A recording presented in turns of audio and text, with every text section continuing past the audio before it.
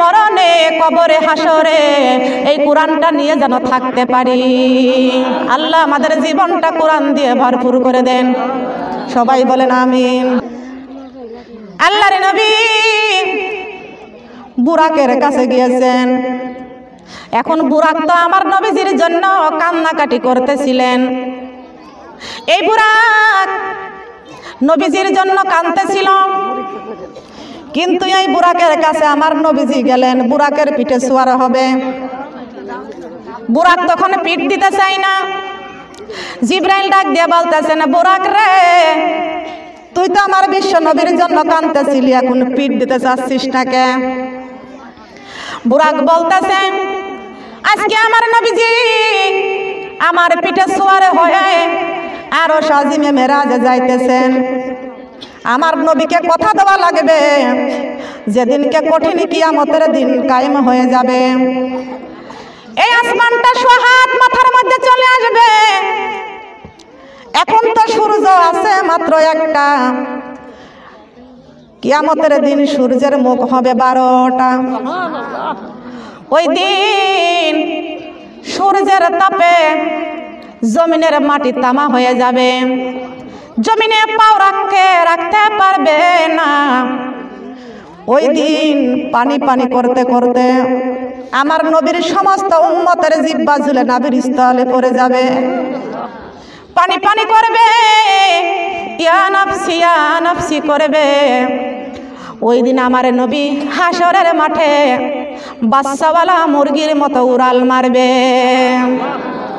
উম্মতদেরকে পানি পান করানোর জন্য আমার নবী যখন হাসরের মাঠে যখন উপস্থিত হয়ে যাবে, আমার নবীকে কথা দেওয়া লাগবে। ওই হাসরের দিন যখন আমার নবী উম্মতের পানি পান করাইতে যাবে, আমি ঘোড়ার পিঠে, আমি বুরাকের পিঠে ওই দিন যাবে কি না? ইয়া রাসূলুল্লাহ, ইয়া হাবিবাল্লাহ, আজকে আপনি কথা দেন আমার পিঠে সওয়ার হয়ে আপনি মিরাজে যাবেন। আর কথা দেন যদি আমার পিঠে সওয়ার হয়ে যদি আপনি ওই হাসরের মাঠে আপনার গুনাহগার উম্মতের পানি পান করাইতে যাবেন গো নবীজি। ইয়া রাসূলুল্লাহ, ইয়া হাবিবাল্লাহ, ওই দিন আমি আজকে আপনারে পিঠ দিব। সবাই বলেন সুবহানাল্লাহ। ইয়া রাসূলুল্লাহ, ইয়া হাবিবাল্লাহ, ইয়া রাসূলুল্লাহ, ইয়া রাসূলুল্লাহ, পাই যদি নবী গো আপনার দিদার, মওতের যাতনা থাকিবে না আমার। পাই যদি নবী গো আপনার দিদার, মওতের যাতনা থাকিবে না আমার। দয়া যে করিয়া দিও গো দিদার, দয়া যে করিয়া। ইয়া রাসূলুল্লাহ, ইয়া হাবিবাল্লাহ, ইয়া রাসূলুল্লাহ, ইয়া রাসূলুল্লাহ, গোসল করাইয়া কাফন পরাইয়া, গোসল করাইয়া কাফন পরাইয়া, রাখিবে যখন কবরে শুয়াইয়া, থাকিয়া নবী আমার পাশে বসিয়া, থাকিয়া নবী আমার পাশে বসিয়া। ইয়া রাসূলুল্লাহ, ইয়া হাবিবাল্লাহ, ইয়া হাবিবাল্লাহ, ইয়া রাসূলুল্লাহ। মুনকিরি নাকি রাশিয়া সওয়াল করবেন বসাইয়া, মুনকিরি নাকি রাশিয়া সওয়াল করবেন বসাইয়া। দিয়া গো নবীজি পর্দা সরাইয়া, সালাম করব আপনার কদম ধরিয়া, সালাম করব আপনার কদম ধরিয়া। ইয়া রাসূলুল্লাহ, ইয়া রাসূলুল্লাহ, ইয়া হাবিবাল্লাহ। সবাই বলেন সাল্লাল্লাহু আলাইহি ওয়াসাল্লাম। সোনার মা বোনরা কান লাগান খেয়াল করে শুনুন। আমার নবী বলতেছেন, বুরাক রে, আমিও আমার উম্মতের পাগল, ও বুরাক তুইও আমার উম্মতের পাগল। আমি রাসূল কথা দিলাম, ও বুরাক, আজকে তোর পিঠে সওয়ার হয়ে আমি মেরাজে যাইতেছি। আমি কথা দিলাম যখন আমার গুনাহগার উম্মতের পানি পান করানোর জন্য হাসরের মাঠে যাব, ওই দিনে তোর পিঠে সওয়ার হয়ে আমি রাসূল যাবই যাব। আমি রাসূল কথা দিলাম।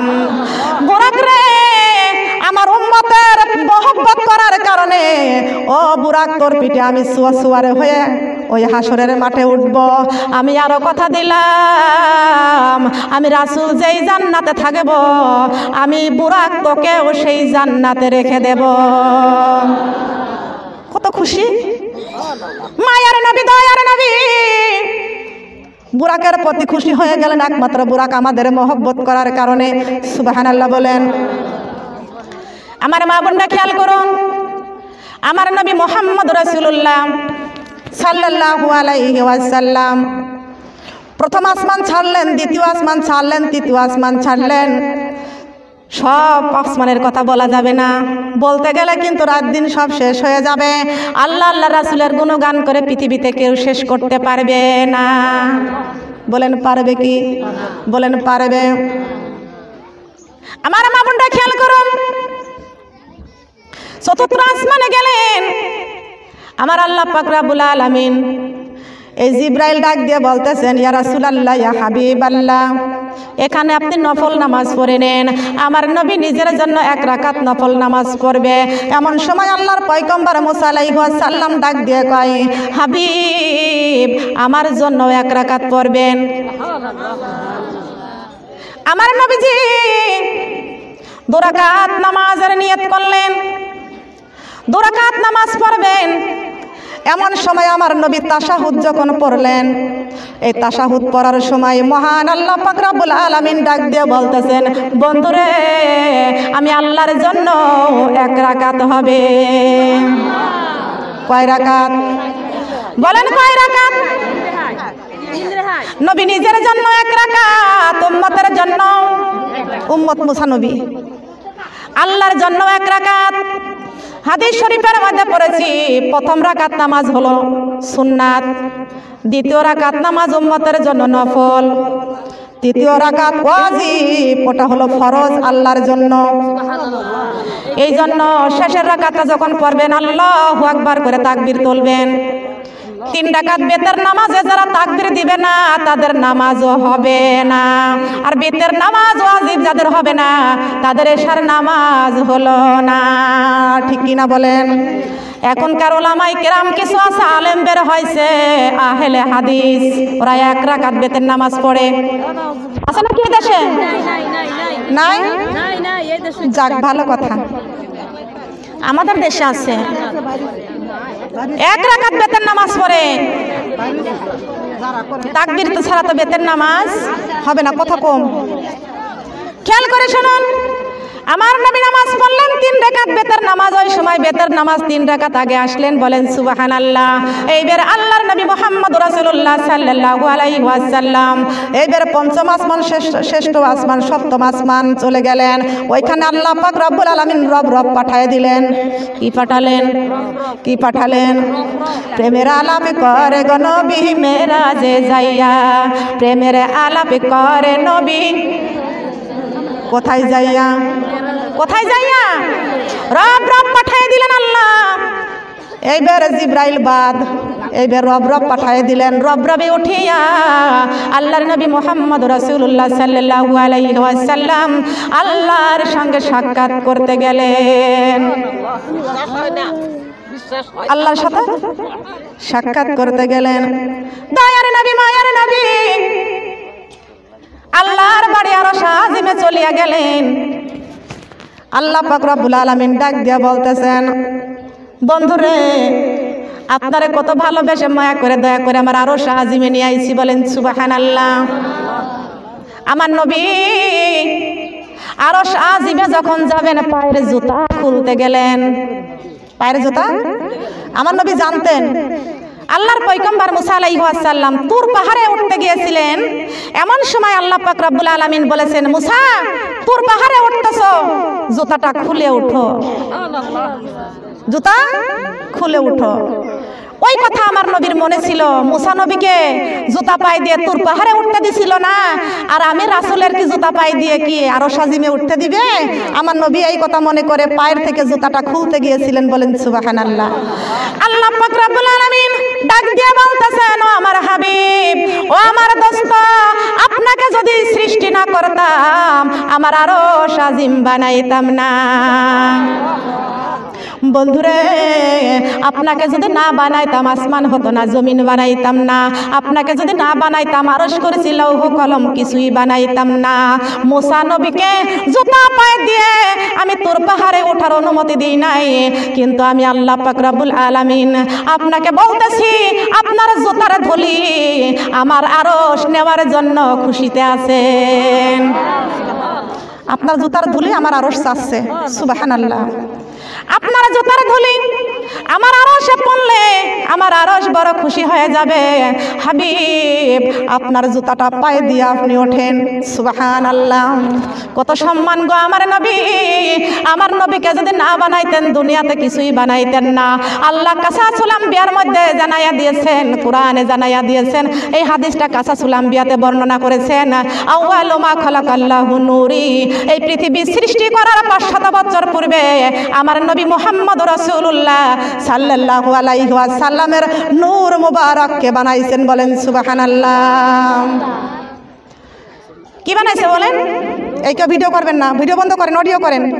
বারবার নিষেধ করতেছি, কেউ ভিডিও করবেন না। খেয়াল করুন, আমার নবী ডাক দিয়ে কয়, আল্লাহ সপ্তম আসমান পাড়ি দিয়ে বন্ধুর বাড়িতে দাওয়াতে আসছে। সুবহানাল্লাহ বলেন। বন্ধু এক বন্ধু আর এক বন্ধুর বাড়িতে গিয়েছে। আল্লাহর বন্ধুর নাম মুহাম্মদ রাসূলুল্লাহ সাল্লাল্লাহু লা ইলাহা ইল্লাল্লাহর বন্ধুর নাম মুহাম্মাদুর রাসূলুল্লাহ সাল্লাল্লাহু আলাইহি ওয়াসাল্লাম। মুহাম্মদ রাসূলুল্লাহর বন্ধুর নাম লা ইলাহা ইল্লাল্লাহ, লা ইলাহা, লা ইলাহা, লা ইলাহা ইল্লাল্লাহ মুহাম্মাদুর রাসূলুল্লাহ, লা ইলাহা ইল্লাল্লাহ মুহাম্মাদুর রাসূলুল্লাহ। ইল্লাল্লাহ, ইল্লাল্লাহ। কোনো খালিক নেই তুমি ছাড়া, কোনো মালিক নেই তুমি ছাড়া, কোনো মাবুদ নেই তুমি ছাড়া, কোনো মাশুক নেই তুমি ছাড়া। এই জীবনে তোমার মতো আপনার কেউ নাই। এখানে ওখানে সবখানে শুধু তোমাকে খুঁজে বেড়াই। তোমার জিকিরে মন হয় উতলা, লা ইলাহা ইল্লাল্লাহ, লা ইলাহা, লা ইলাহা, লা ইলাহা ইল্লাল্লাহ মুহাম্মাদুর রাসূলুল্লাহ, লা ইলাহা ইল্লাল্লাহ মুহাম্মাদুর রাসূলুল্লাহ। ভাব মারা কাশে শুধু তুমি, বুকের জামিনে শুধু তুমি, দু চোখে জোরে শুধু তুমি, আমার হৃদয়ে মাঝে শুধু তুমি। এই জীবনে তোমার মতো আপনার কেউ নাই। এখানে ওখানে সবখানে শুধু তোমাকে খুঁজে বেড়াই। তোমার জিকিরে মন হয় উতলা, লা ইলাহা ইল্লাল্লাহ, লা ইলাহা, লা ইলাহা ইল্লাল্লাহু মুহাম্মাদুর রাসূলুল্লাহ। সবাই বলি সাল্লাল্লাহু আলাইহি ওয়াসাল্লাম। সোনার মা বোনরা খেয়াল করুন, নবীজি ডাক দিয়ে বলতেছেন, বন্ধুরে, দুনিয়ার কোনো বন্ধু যদি বন্ধুর বাড়ি যায় কিছু না কিছু নিয়ে যায়। বন্ধুরে, দুনিয়ার বন্ধু বন্ধুর বাড়ি গেলে কিছু না কিছু নিয়ে যায়। আমি মুহাম্মদ রাসূলুল্লাহ লা ইলাহা ইল্লাল্লাহর বন্ধুর বাড়ি আরশ আজিমে এসেছি। আনার মতো তো কিছু নাই। তারপরও আমার দুইটা হাতের দিকে তাকায়া দেখো, এই যে আমার ডান হাতের মধ্যে সওয়াব আর বাম হাতের মধ্যে গুনাহ নিয়ে আপনার কাছে হাজির হয়েছি। ডান হাতে সওয়াব, বাম হাতে গুনাহ। নবী আমার বলতেছেন, রব্বুল আলামিন এই সওয়াব আর গুনাহ নিয়ে আপনার কাছে উপস্থিত হয়েছি। এই সওয়াব আমি আপনার কাছে রেখে যাব আর গুনাহ আমার সঙ্গে ফেরত নিয়ে যাব। গুনাহ আমার সঙ্গে ফেরত নিয়ে যাব। খেয়াল করতে হবে কথাগুলা, গুরুত্বপূর্ণ কথা বলতেছি, খেয়াল করুন। হে রব্বুল আলামিন, এই সওয়াব আমি আপনার কাছে রেখে যাব, গুনাহ আমার সঙ্গে ফেরত নিয়ে যাব। আমার আল্লাহ পাক রব্বুল আলামিন ডাক দিয়ে বলতেছেন, বন্ধুরে আপনি গুনাহও রেখে যাবেন, সওয়াবও রেখে যাবেন। আমার নবী ডাক দিয়ে বলতেছেন, রব্বুল আলামিন না না, আমি এই সওয়াব আপনার কাছে রেখে যাব আর গুনাহ আমার সঙ্গে ফেরত নিয়ে চলে যাব। আল্লাহ পাক রব্বুল আলামিন ডাক দিয়ে বলতেছেন, বন্ধুরে বুঝতে তো পারি নাই। বোঝেন আমার আল্লাহ? তারপরও বলতেছে, এ বন্ধু আমার কাছে দুইটাই রেখে যেতে হবে। নবী আমার ডাক দিয়া বলতেছেন, রব্বুল আলামিন না না, এই গুনাহ আমি আমার গুনাহগার উম্মতের জন্য যেদিন কিয়ামতের দিন কায়েম হয়ে যাবে, আল্লাহ পাক রব্বুল আলামিন জাহান্নামের ৭০,০০০ শিকল দিয়েছেন। কয় হাজার? কয় হাজার? জাহান্নামের ৭০,০০০ শিকল। এক একটা শিকল ধরেছে ৭০,০০০ ফেরেশতা। আল্লাহ পাক রব্বুল আলামিন ওই জাহান্নামকে ৭০,০০০ ফেরেশতাকে ডাক দিয়া বলতেছেন, জাহান্নামকে টানতে টানতে নিয়ে হাসরের ময়দানে হাজিরি করে দাও। নাফরমানরা দেখুক, বেনামাজিরা দেখুক, সুদখুর দেখুক, বেপরদা নারী পুরুষরা দেখুক, ওরা দুনিয়াতে শখ করে কোন জাহান্নাম কামাই করেছে। শখ করে জাহান্নামকে টেনে হাসরের ময়দানে দাঁড় করাইয়া দাও। জাহান্নাম বেনামাজি, সুদখোর, ঘুষখোর, আল্লাহর নাফরমানদেরকে দেখে গর্জন শুরু করে দিয়েছে। কি করতেছে বলেন? গর্জন করতেছে। এই জাহান্নামের শিকল ধরে টানতে টানতে হাসরের ময়দানে নিয়ে চলে যাবে। নাফরমানগুলো দেখে ওই যে জাহান্নাম লাফাইতে থাকবে, লাফাইতে থাকবে, এত জোরে গর্জন করবে, জাহান্নামের গর্জনে ডাকের চোটে হাসরের ময়দান থরথর করে কাঁপতে থাকবে। এমন সময় সব হাসরবাসীরা থরথর করে কাঁপতে থাকবে, কেউ বেহুশ হয়ে পড়ে যাবে। এমন সময় আল্লাহর পয়গম্বর ইব্রাহিম আলাইহিস সালামের বাবা আজর কুমার আছে না? আছে না? ইব্রাহিম আলাইহিস সালামের আব্বার নাম কি? হিন্দু না মুসলিম? মুমিন না মুনাফিক? খেয়াল করুন, আমাদেরকে যার যার আমল তার তার জান্নাতে নিয়ে যাবে। কারোর আমল কারোর জন্য যার যার আমল তার তার জান্নাত। ঠিক কিনা বলেন? ওই যে অনেকেই বলে না, একটা ছেলে যদি হাফেজ বানাইতে পারো 14 গোষ্ঠীকে বেহেশতে নিয়ে চলে যাবে। আমল করা লাগবে না? বলেন, শুধু ছেলে হাফেজ হলেই কি মা জান্নাতে যাইতে পারবে? না মারও ইবাদত করা লাগবে? লাগবে না? লাগবে না? সবাইকে ইবাদত করতে হবে। সুবহানাল্লাহ। তবু আল্লাহ আলেম হাফেজদেরকে সম্মান দিবেন, দিবেন না? সম্মান দিবেন। সুবহানাল্লাহ। আল্লাহুম্মা সাল্লি আলা সাইয়্যিদিনা মুহাম্মাদ। আল্লাহুম্মা সাল্লি আলা মুহাম্মাদ নাবিয়িনা মাওলানা মুহাম্মাদ। আল্লাহুম্মা সাল্লি আলা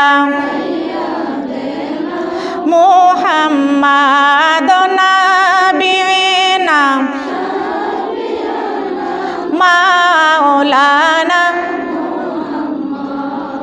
নামাজি পড়ো, রোজা রাখো, নামাজি পড়ো, কুরআন ধরো, রোজা রাখো, রমজানে নামাজি পড়ো, কুরআন ধরো, রোজা রাখো, রমজানে মাগো পবিত্রতা রক্ষা করো, দরজা খোলো জান্নাতের।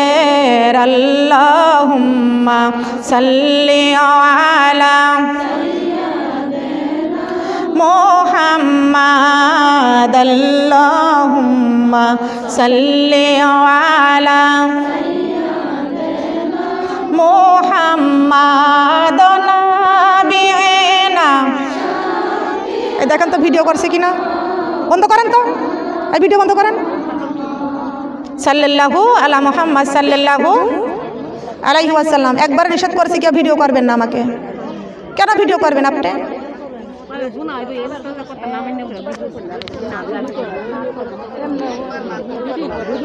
কেউ ভিডিও করবেন না, এই মসজিদ ভিডিও করবেন না কেউ। দুনিয়াকে অনেক ফাসাদ সৃষ্টি হচ্ছে, আলেমদের বিরুদ্ধে অনেক কিছু করতেছে, করে কি করে না? যাত্রার প্যান্ডেলে যাচ্ছে, বিউটি পার্লারে যাচ্ছে, বেহাইয়াপনা কাজ করতেছে, মার্কেটে চলে যাচ্ছে, গায়ে কাপড় নাই, মাথায় কাপড় নাই।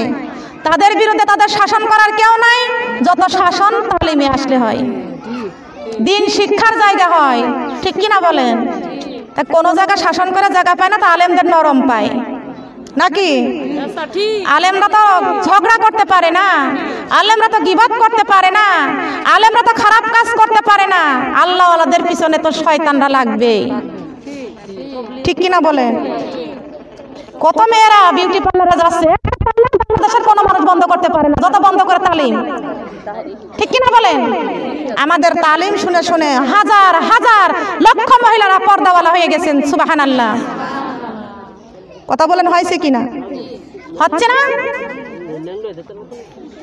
আমাদের তালিম শুনে শুনে যে মেয়েরা নামাজ পড়তো না, সেই মেয়েরা নামাজি হয়ে গেছেন, সুবহানাল্লাহ।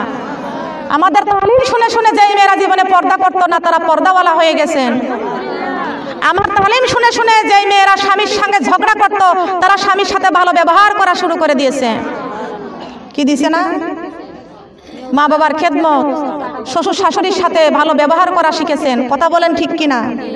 কোরআন শুনে শুনে মেয়েরা ভালো হয়ে যাচ্ছে। এই ভালো পথে চলার দরকার আছে কি আছে না? কিন্তু এই পথে আবার বাধাও আছে, আছে কিনা? শুনতে পাচ্ছেন আপনারা? খেয়াল করে শুনুন আমার মা বোনরা, খেয়াল করুন। হযরত ইব্রাহিম আলাইহিস সালামের বাবা হযরত কুমার ইব্রাহিম নবীকে নিজের হাতে চরক গাছের মাথায় রশি দিয়া, হালকা রশি দিয়ে বাঁধছে। কেমন রশি? শক্ত না হালকা? এমন হালকা রশি দিয়ে বাঁধছে, যেই রশি দিয়ে বাঁধলে চরক গাছটা ঘুরাইলে আগুনের মধ্যে পড়ে যাবে ইব্রাহিম। এমন সময় জিবরাইল আলাইহিস সালাম এসে বলতেছেন, ওগো আল্লাহর খলিল, আপনাকে যেইভাবে হালকা করে চরক গাছের রশির সঙ্গে বাঁধিয়া দিয়েছে, নমরুদের আগুনের কুণ্ড, আগুন দাও দাও করে আগুন জ্বলতেছে, দাও দাও করে আগুন জ্বলতেছে। ও ইব্রাহিম, আপনাকে এই আগুনের মধ্যে ফেলে দিলে আপনি কি পুড়ে যাবেন? কিন্তু আল্লাহ পাক রব্বুল আলামিন 6000 নূরের পাখা আমাকে দিয়েছে। আমার একটা পাখা দিয়া, আমার একটা পাখা যথেষ্ট। আপনি আমাকে হুকুম দেন, আমি একটা পাখা দিয়া নমরুদের অগ্নিকুণ্ডকে আমি 70 গজ মাটির নিচে দাবায়া দিব। কয় গজ? ইব্রাহিম নবী ডাক দিয়া কয়, জিবরাইল, এত শক্তি তুমি কোথায় পাইছো যেখানে আমার পরীক্ষা চলতেছে? সুবহানাল্লাহ বলেন। আমি ইব্রাহিমের পরীক্ষা চলতেছে, তার কারণ আমি ঈমান আনছি আল্লাহর উপরে। কার উপরে? কার উপরে? আমি আল্লাহর উপরে ঈমান আনছি।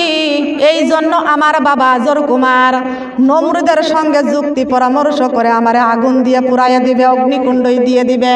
যেখানে আমার বাবার জন্মদাতা, আমি আল্লাহর উপর ঈমান আনার কারণে আমারে চরক গাছের মাথায় বান্ধিয়া আগুনের মধ্যে ফেলিয়া দিচ্ছে। আর আমি আমার বাবার কথা শুনি নাই, আমি আমার আল্লাহর উপরে ঈমান এনেছি। আমি ইব্রাহিম দেখতে চাই, পৃথিবীর কারোর কাছে সাহায্য চাই না।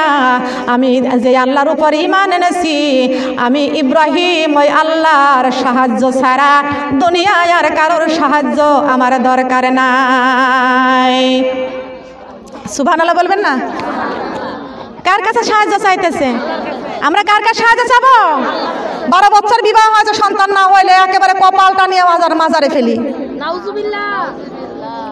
14 বছর বিবাহ হয়েছে, সন্তান হয় না, দৌড়ে চলে যায় মাজারে, দৌড়ে চলে যায় বটতলা, দৌড়ে চলে যায় বড়ইতলা, দৌড়ে চলে যায় বাবার দরবারে। কোনো বাবা তোমাকে সন্তান দিতে পারবে না। আল্লাহ বলেছেন ইয়্যাকা না'বুদু ওয়া ইয়্যাকা নাস্তাঈন, আমার ইবাদত করবা আর আমার গোলামি করবা। বলেন সুবহানাল্লাহ। কার গোলামি করতে হবে? গোলামি করব কার? রাজি আছি তো? দেখি কারা কারা আল্লাহর গোলাম। আল্লাহ তুমি কবুল করে নাও, বলেন আমিন। একটা ছন্দ দিব? দিব। তার নিয়ামতের শুকরিয়া কেমনে আদায় করি, তাই বারে বারে ওই কদমে লুটিয়ে পড়ি, তাই বারে বারে, জবান খোলেন, বলেন তাই বারে বারে ওই কদমে, তার নিয়ামতের শুকরিয়া কেমনে আদায় করি, তাই বারে বারে ওই কদমে লুটিয়ে পড়ি, তাই বারে বারে। জবান খুলতে মন চাচ্ছে না? কার কদমে? আল্লাহর কুদরতির কদমে। সুবহানাল্লাহ। বুঝাইয়া দি কেন? আল্লাহর নিয়ামতের শুকরিয়া আদায় করে শেষ করতে পারবো না। এই জন্য আমরা প্রতিদিন 5 ওয়াক্ত নামাজে আল্লাহর কুদরতির কদমে সেজদায় পড়ে কান্দি। কপাল দিয়েছেন আল্লাহ সেজদা করার জন্য। কি করার জন্য? কপাল দিয়েছেন আল্লাহ সেজদা করার জন্য। চক্ষু দিয়েছেন জি বাংলা দেখার জন্য নয়, স্টার জলসা দেখার জন্য নয়, জি বাংলা দেখার জন্য। জি বাংলা আছে তো? জি বাংলা আছে দেশে? স্টার জলসা আছে? বলেন হাই হাই, আপনারা কত বড় বিপদে পড়ে আছেন, কত বড় বিপদে পড়ে আছেন। চারিপাশে নদী, আপনারা দ্বীপের উপরে বাস করতেছেন। চারিপাশের নদীগুলো ভাঙতে শুরু করে দিয়েছে। যেভাবে ভাঙছে, কয়দিন লাগবে আপনারা যে পূবের দিককার নদী ভাঙতে? আর কয়দিন লাগবে? নিজের চোখে দেখে আসছি। আল্লাহর কাছে কান্দেন, আল্লাহর কাছে মাথা নত করে দেন। আল্লাহ আপনি যদি পারেন এই নদীটা ভাঙা বন্ধ করে দিতে, বন্ধ হয়ে যাবে। সুবহানাল্লাহ বলেন। আল্লাহর সাথে হলে ভাব মুছে যাবে সব অভাব, আল্লাহর সাথে নাই রে ভাব, এইটা হলো মূল অভাব। ঠিক কি না? করতে হবে কার সাথে? লাভ হবে কার? আল্লাহর সাথে ভাব করলে বান্দার লাভ আছে। আল্লাহর সাথে ভাব নাই, ও বান্দা তোমার কোনো লাভ নাই। আছে নাকি? আল্লাহ কপাল দিয়েছেন সেজদা করার জন্য, টিপ পড়ার জন্য নয়। আল্লাহ কপাল দিয়েছেন সেজদা করার জন্য। আল্লাহ চক্ষু দিয়েছেন কোরআন তেলাওয়াত করার জন্য, জি বাংলা দেখার জন্য নয়। আল্লাহ চক্ষু দিয়েছেন কোরআন তেলাওয়াত করার জন্য, স্টার জলসা দেখার জন্য নয়। তামাম পৃথিবী দেখে দেখাই ঈমান আনেন। আল্লাহ পাক রব্বুল আলামিন গাছের ফুল ফল, নদী ভরা জল, পাখির কণ্ঠে গান, আল্লাহ পাক রব্বুল আলামিন সবই করেছে বান্দার জন্য দান। আমরা করব আল্লাহর ইবাদত। পৃথিবীর জমিনে যা কিছু সৃষ্টি করেছেন সব সৃষ্টিগুলো করবে বান্দার ইবাদত, বান্দার গোলামি। বলেন সুবহানাল্লাহ। আমরা আল্লাহর গোলামি করব, আর পৃথিবীতে আল্লাহ যা কিছু সৃষ্টি করেছেন সবাই আমাদের গোলামি করবে। করবে না? জিহ্বা দিলেন জিকির করার জন্য। কি করার জন্য? আলা বিযিকরিল্লাহি তাতমাইনুল কুলুব। জিহ্বা দিলেন আল্লাহ জিকির করার জন্য, আল্লাহর প্রশংসা করার জন্য। সুবহানাল্লাহ। কি করার জন্য? জিহ্বা দিয়েছেন আল্লাহ প্রশংসা করার জন্য। এই জিহ্বার নিয়ামতের শুকরিয়া কোনোদিন আপনি শেষ করতে বলেন পারবেন কি? পারবেন? পারবেন না। আল্লাহর নিয়ামতের শুকরিয়া এই জিহ্বার প্রশংসা করে আপনি শেষ করতে পারবেন না। তার কারণ গালের মধ্যে জিহ্বা কয়টি? কয়টি? কথা বলেন না কেন? যারা কথা বলতেছে না ওদের মনে হয় 2-3টা আছে। আছে নাকি বেশি?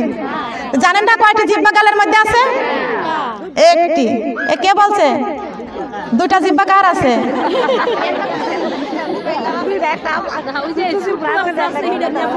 খেয়াল করুন, ওইটা তো আপনারা কে বেড়া, ঠিক কি না? ভুইতে যেমন চারিপাশ আইল না বাঁধতে পানি দিলে যেমন অন্যের জমিনে চলে যায়, ঠিক কিনা বলেন? খেয়াল করুন, হাসির জায়গা নয়, আল্লাহর প্রশংসা করতে হবে, ঠিক কিনা বলেন? খেয়াল করুন আমার মা বোনেরা, আল্লাহ পাক রব্বুল আলামিন বলেছেন মুত্তাকিনা আলা ফুরুশিম বাতাইনুহা মিন ইস্তাবরাকিন ওয়া জানাল জান্নাতাইনি দান। আল্লাহু আকবার। সূরা আর রহমান, কোন সূরা? সূরা আর রহমান। পরের আয়াতে কি বলেছেন? ফাবি আইয়ি আলাই রাব্বিকুমা তুকাযযিবান। আল্লাহু আকবার। কোরআনের বাণী গো লাগে কত মধু গো, চলো মোরা কোরআন শিখতে যাই। কোরআনের বাণী গো লাগে কত মধু গো, চলো মোরা কোরআন শিখতে যাই। কোরআন ছাড়া আপন বন্ধু নাই ও মা বোন রে, কোরআন ছাড়া আপন বন্ধু, বলেন কোরআন ছাড়া আপন বন্ধু, কোরআন ছাড়া আপন বন্ধু নাই। মুসলমান হইয়া কোরআন না পড়িয়া সোনার জীবন কইরা দিলাম শেষ, ঠিক কিনা? মুসলমান হইয়া কোরআন না পড়িয়া সোনার জীবন কইরা দিলাম শেষ। কোরআন দিয়ে চালাও সোনার দেশ ও মা বোন রে, কোরআন দিয়ে চালাও সোনার দেশ, কোরআন দিয়ে চালাও সোনার দেশ ও মা বোন রে, কোরআন দিয়ে চালাও সোনার।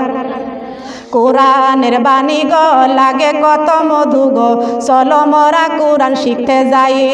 কোরআন ছাড়া আপন বন্ধু নাই ও মা বোন রে, কোরআন ছাড়া, কোরআন ছাড়া আপন বন্ধু নাই ও মা বোন রে, কোরআন ছাড়া। মারা যাবার পরে রাখিবে না বিল্ডিং এ, নিয়া যাবে কবর ঘরে, ঠিক কিনা বলেন? মারা যাবার পরে রাখিবে না বিল্ডিং এ, লইয়া যাবে কবর ঘরে। ওই কবরে থাকবো কেমনে ও মা বোন রে, ওই কবরে থাকবো কেমনে, ঠিক কিনা বলেন? কোরআন নিয়ে যদি কবরে যাইতে পারি, কবর হবে জান্নাতের বাগিচা। কোরআন নিয়ে যদি কবরে যাইতে পারি, কবর হবে শান্তির জায়গা। কোরআন নিয়ে যদি কবরে যাইতে পারি, কবরটা হবে আলোকিত। সুবহানাল্লাহ বলেন।